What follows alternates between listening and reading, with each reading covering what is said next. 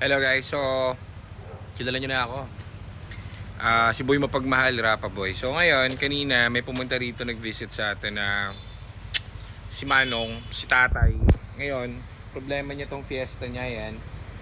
So first owner sila dyan. First owner si yung, hindi ko alam kung paano ano yan. Paano niya kaya si Ma'am? Si Atty. Pinsan niya. Pinsan niya ang may-ari nito. So babae may-ari. Ngayon, ang problem, pabalik-balik sila sa Ford mismo, sa casa. Tapos, marami ninagastos nila. So ngayon, ang problema, ang daming problema nung sinasabi sa kanila sa casa, ang dami na nilang na-diagnose. Kumbaga, pabalik-balik daw sila. So may nag-recommend daw sa atin na dito dalhin. So dito nila dinala. Pinull out na lang nila sa casa kasi ang nangyari, kinotan sila sa casa tapos yung pag-quote, binayaran nila yung quote sa kanila 100,000 ano. Pagkabayan nila ng 100,000, meron na naman daw other problem. Tapos yung other problem 250,000. So malaki. Nagalit na ngayon yung kliyente kaya pinull out na yun yung kotse. Tapos may nag-recommend sa atin, aasiwa ako sa bukol, pabiyo, parang bigat oh. Ginawang piatas yung ulo ko. Anyhow, eto na naman. Papakita ko sa inyo kung ano yung nangyari dito. Kukwento ko sa inyo malala. So una, ang ginawa, pinalitan ng TCM. Okay? Then pangalawa, pinalitan ng catalytic converter. Okay, so again, etong TCM, binayaran nila. Almost, hindi ko alam kung magkano. Siguro mga 70. Yan yung 100? Iba pa to?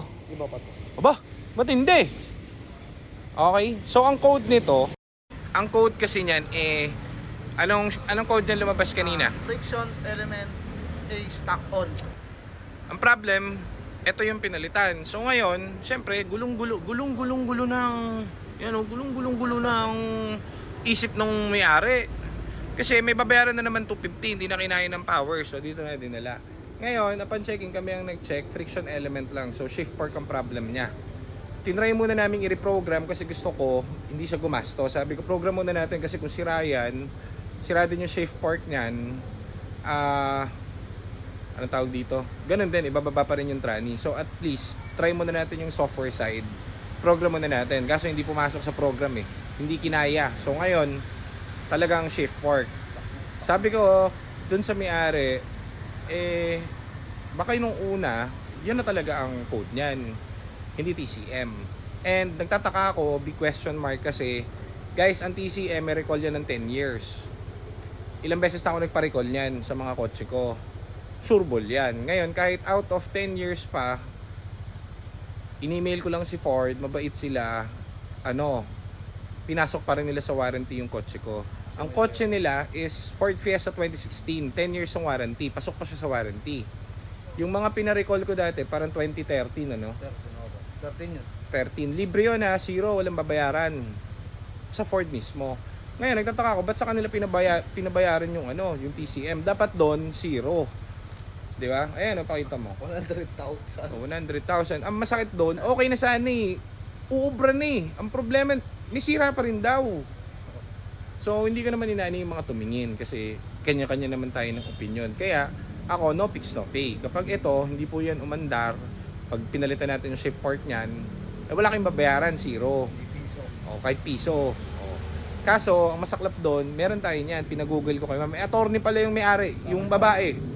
Sabi niya, teka, kakausapin ko nga, tatawag nga ako doon. At least nalaman nila na yan, recall po yan. 10 years, pwede nyo i-recall yan sa Ford Fiesta, Ford Focus, Ford EcoSport, pwede nyo i-recall 10 years, okay?